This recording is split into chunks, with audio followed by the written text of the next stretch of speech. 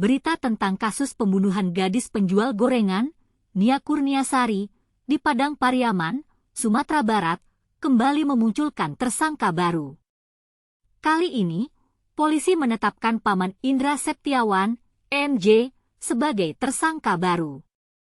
MJ ditetapkan sebagai tersangka setelah penyidik Polres Padang Pariaman melakukan pengembangan penyidikan terkait kasus kematian Nia. Peran MJ dalam kasus ini yakni memberikan informasi terkait keluarga-keluarga, termasuk rumah familinya berada, kepada tersangka. Namun, untuk memberikan makanan selama pelarian belum ditemukan.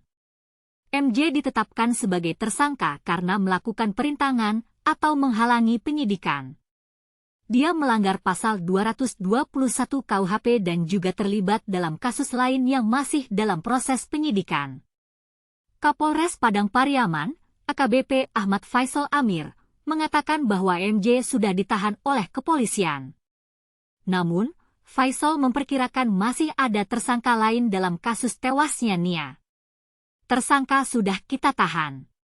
Sementara untuk tersangka baru kemungkinan ada, karena kami masih dalami, ucapnya.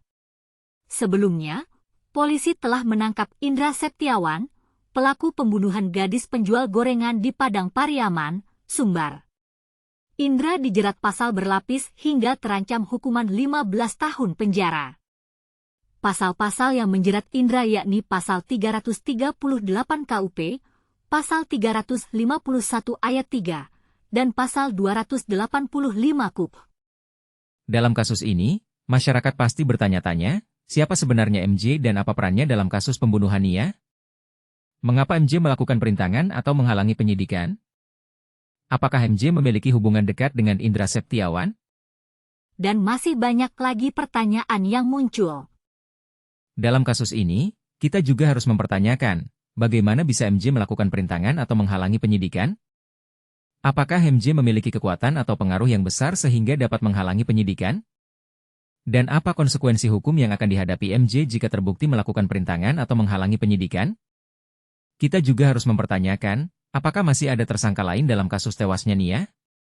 Siapa mereka dan apa perannya dalam kasus ini? Dan bagaimana polisi akan mengungkapkan kasus ini secara tuntas? Dalam kasus ini, kita juga harus memperhatikan, bagaimana masyarakat dapat membantu polisi dalam mengungkapkan kasus ini? Apakah masyarakat dapat memberikan informasi yang akurat dan mempercayai polisi dalam mengungkapkan kasus ini? Dalam kasus ini, kita juga harus mempertanyakan, apakah polisi telah melakukan penyidikan yang transparan dan akuntabel? Apakah polisi telah memenuhi standar prosedur penyidikan yang benar? Dan apa konsekuensi hukum yang akan dihadapi polisi jika terbukti melakukan kesalahan dalam penyidikan? Dalam kasus ini, kita juga harus memperhatikan, bagaimana kita dapat mencegah kasus-kasus seperti ini di masa depan? Apakah kita dapat membuat sistem hukum yang lebih baik dan lebih adil? Dan apa konsekuensi hukum yang akan dihadapi jika kita tidak dapat mencegah kasus-kasus seperti ini di masa depan?